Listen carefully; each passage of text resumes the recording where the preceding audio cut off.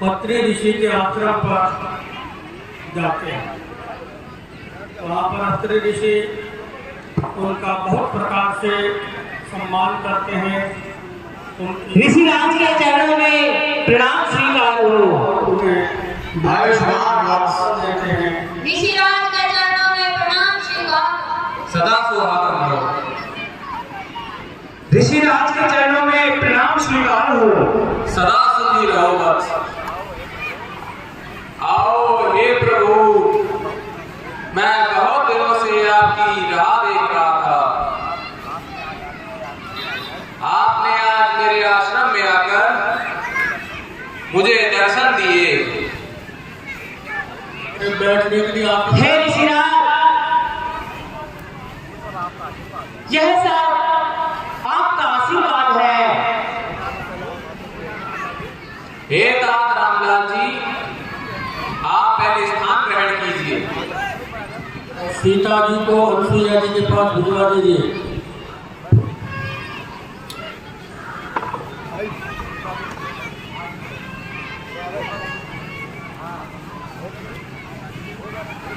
हे वत्स, माता अनसुईया के पास सीता देवी को छोड़ दो।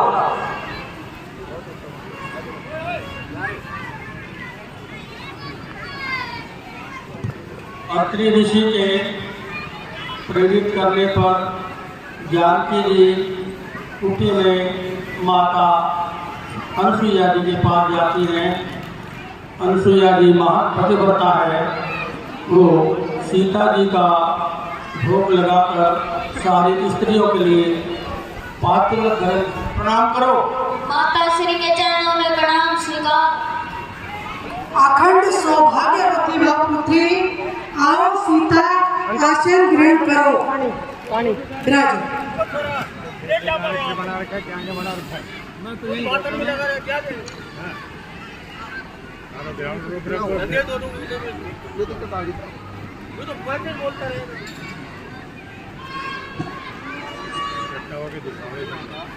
हे माता, आपको गृहस्थ जीवन का काफी अनुभव है। मुझे भी कुछ शिक्षा दीजिए। हाय पुत्री सीता, वैसे तो आप स्वयं जगदम्बा का स्वरूप है, लेकिन आपने गृहस्थ का उपदेश सुनने की इच्छा प्रकट की है, तो आप सावधान पूर्वक होकर सुने। मैं आपको उपदेश देती हूँ। हे पुत्री, प्रत्येक स्त्री को अपने पति के श्री चरणों में ध्यान रख करके एक व्रत और एक नियम, एक ध्येय रखते हुए अपने पति की सेवा करनी चाहिए। माता पिता भ्राता हितकारी, नित्य प्रभु सब सुने राजकुमारी।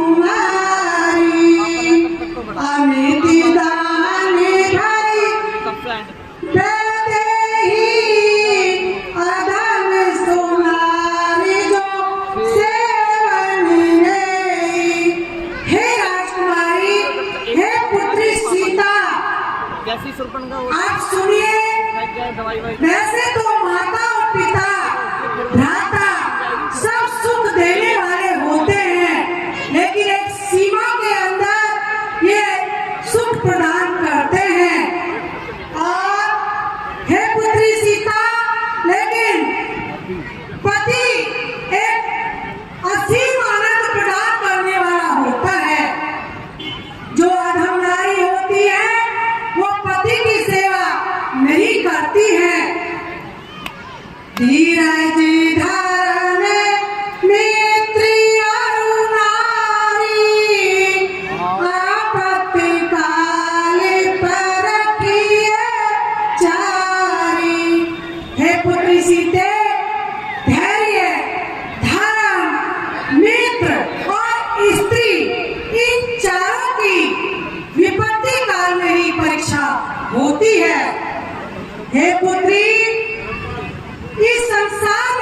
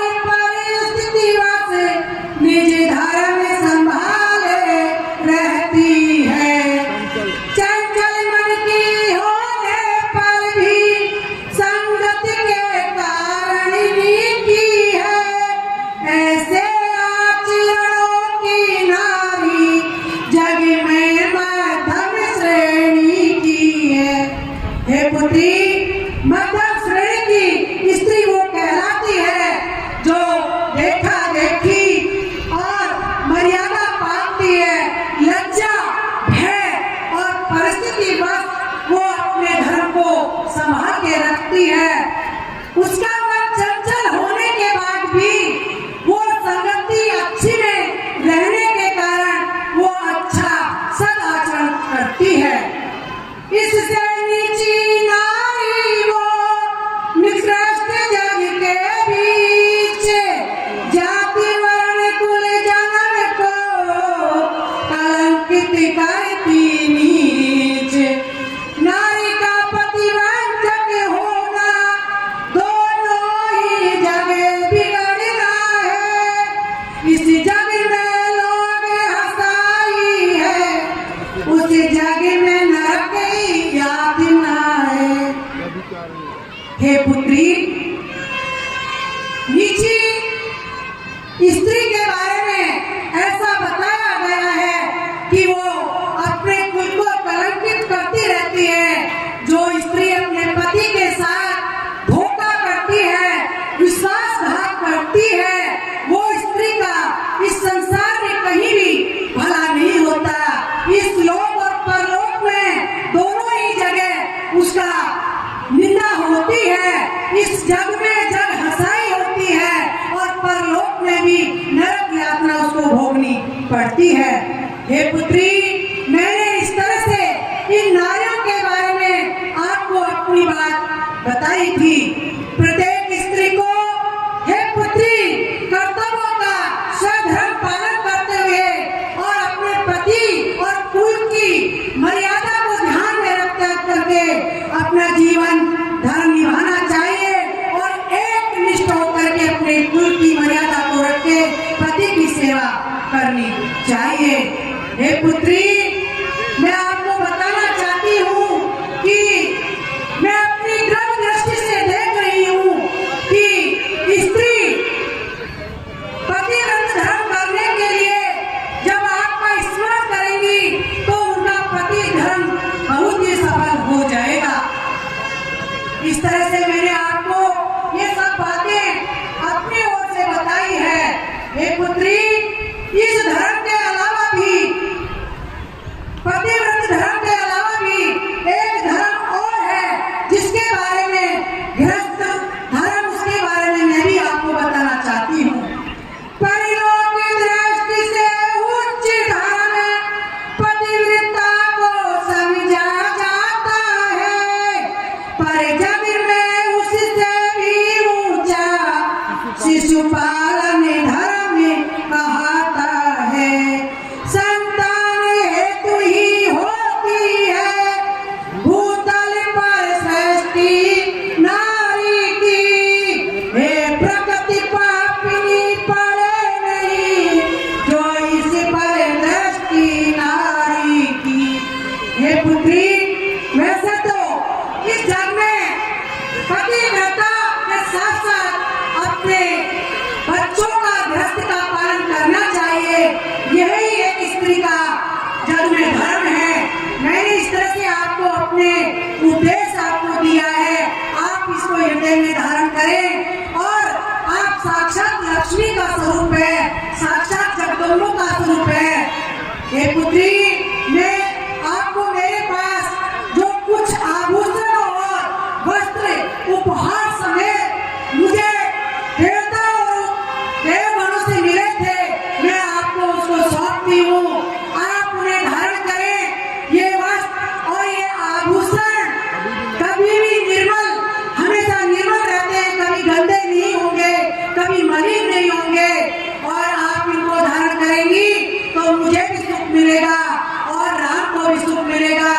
इस वस्त्र और आभूषण के धारण करने से आप हमेशा युक्ति दिखेगी और राम को भी सुख मिलेगा।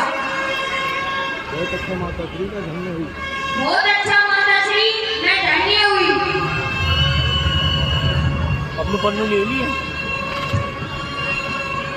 माता अनसुईया सीता जी को शिक्षा प्रदान करती हैं और चूंकि पति उनके वनवासी वस्त्र में हैं इसलिए सीता जी को भी ऐसे दिव्य वस्त्र प्रदान करते हैं। माता श्री के चरणों में प्रणाम सीता।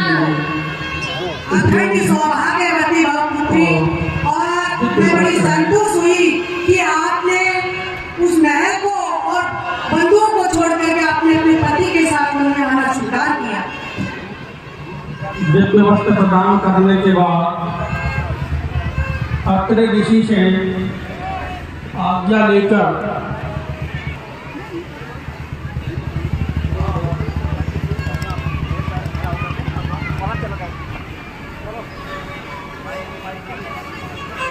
चित्रकूट से एक हे ऋषिराज,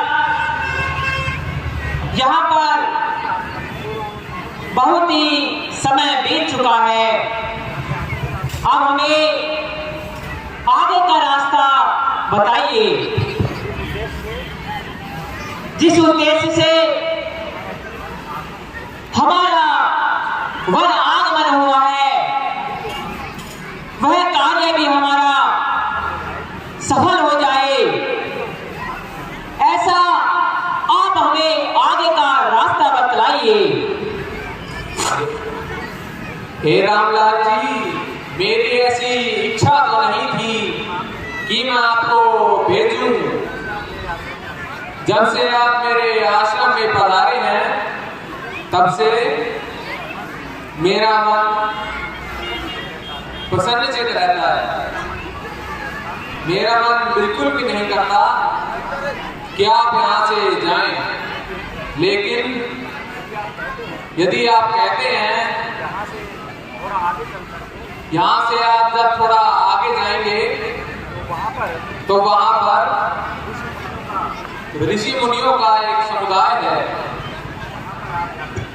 वहां पर आप जाकर के अपना समय व्यतीत करें, उनके साथ संकीर्तन करें, और वहीं से ही आपके उद्देश्य की पूर्ति होगी। बहुत अच्छा ऋषिराज, हम ऐसा ही करेंगे। अब हमें आगे की जाने की आज्ञा दीजिए। ऋषिराज के चरणों में प्रणाम स्वीकार हो। आयुष्मान रहो। ऋषिराज के चरणों में प्रणाम स्वीकार।